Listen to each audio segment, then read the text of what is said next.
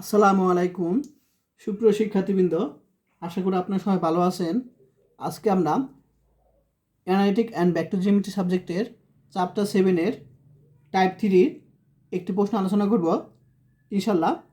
তো প্রশ্নটি বলছে এখানে যে এখানে দুইটা সমতল দেওয়া আছে, এই সমতল দ্বয়ের সেতু রেখাগামী এবং এত বিন্দু দিয়ে যায় এরূপ সমতলের সমীকরণ নির্ণয় করতে বলছে। তো প্রথমে আমরা জানবো যে দুইটা সমতল যদি দেওয়া থাকে তাদের সেতু রেখাগামী সমীকরণ কি, সেটা আমরা জানবো। তাহলে যদি দুইটা সমতল দেওয়া থাকে, এই একটা সমতল এবং এই একটা সমতল, তাদের সেতু রেখাগামী সমতল সমীকরণ হলো, আমরা এই জিনিসটা এখানে বসাবো প্লাস কে, এটার সাথে আমরা গুণ করব ইকুয়াল টু 0। ঠিক আছে, অর্থাৎ এই দুইটা আমরা যোগ করব, এটার সাথে আমরা কে গুণ করব ইকুয়াল টু 0। বুঝতে পারছো? তাহলে দুইটা যদি সমতল দেওয়া থাকে তাদের সেতু রেখাগামী সমতল সমীকরণটা তোমার পারবা সবাই। তাহলে এই দুইটা সমতল আমরা যোগ করব আর এটার সাথে আমরা কে গুণ করব, শেষ। এখন আমি খাতার মাধ্যমে সলিউশন করব। সলিউশন তো লিখলাম এখানে যে এত এবং এত, অর্থাৎ x minus y plus 2z minus d, এই ডি মানে হলো -3, কিন্তু আমরা সমতল সমীকরণ বেসিক ক্লাসে বুঝাবো। আচ্ছা, এবং এখানে একটা সমতল সমীকরণ দেওয়া আছে, এই দুইটা সমতল দ্বয়ের রেখাগামী সমতল সমীকরণ একটাকে আলোচনা করলাম যে এটার সাথে আমরা এটা যোগ করব, সাথে এটার সাথে কে গুণ করবো ইকুয়াল টু 0। ঠিক আছে, এখন আমাদের কোশ্চেন দেওয়া আছে এই সেতু রেখাগামী যে একটা সমীকরণ পাবো সেটা এত বিন্দুগামী, অর্থাৎ এক্স এর মান 4, ওয়াই এর মান -3, জেড এর মান 2 আমরা এখানে বসাবো। তাহলে এখানে আমরা এক্স এর মান বসালাম 4, এই যে 4, এখানে আমরা ওয়াই এর মান -3 বসাবো, minus minus plus 1 1 3 plus Z এর মান এখানে আমরা 2 বসাবো, অর্থাৎ 4 -3 প্লাস কে, এক্স এর মান আমরা এখানে 4 বসাবো 8,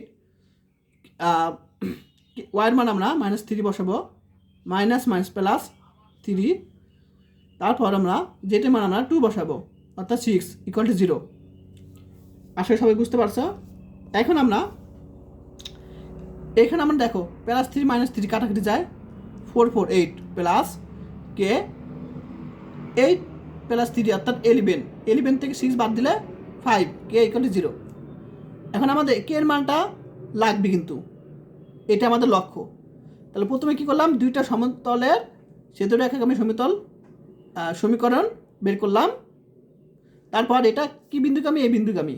তাহলে এখান থেকে এখানে বিন্দুগুলো বসিয়ে কে এর মান পাবো। এই কে এর মান কত পাবো আমরা, -8/5, সেটা আমরা এখানে বসিয়ে দিলেই অ্যান্সার হয়ে যাবে। তাহলে কে এর মান আমরা 1 নঙে বসাবো। তাহলে আমরা কে এর মানটা আমরা 1 নঙে বসিয়ে পাই, কে এর মান বসিয়ে দিলাম। এখন এখানে লসাগু করব। ঠিক আছে, লসাগু কত 5 আছে, 5 রাখলাম। আর লসাগু তো সবাই পারোই, তাহলে প্রত্যেকটার নিচে এখানে 1 আছে।